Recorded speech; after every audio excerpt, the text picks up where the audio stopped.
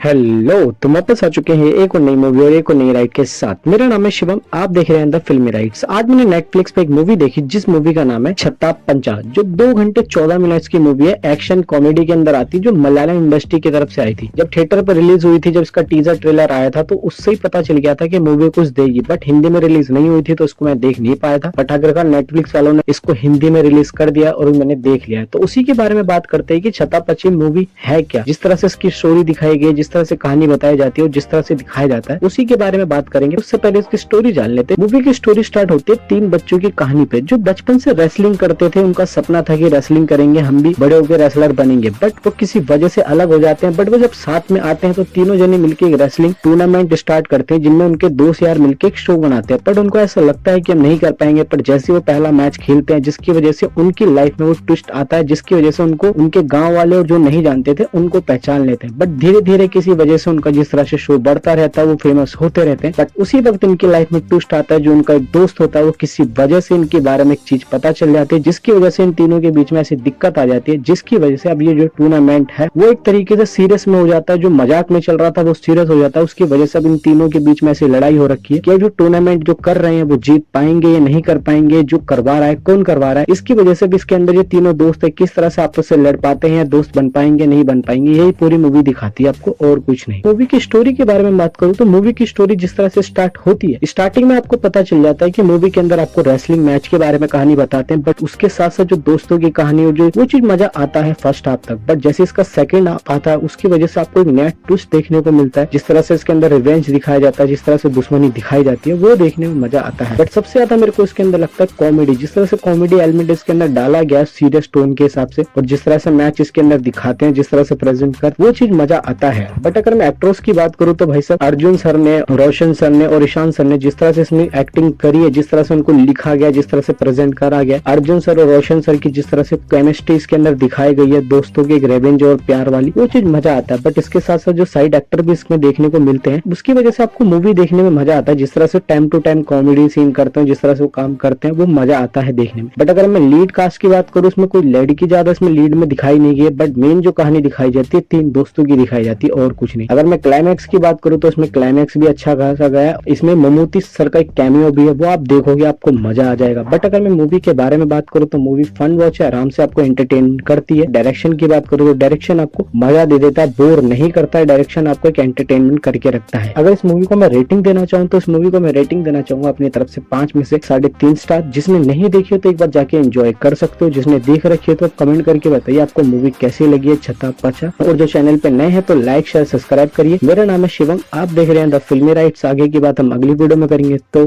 Bye.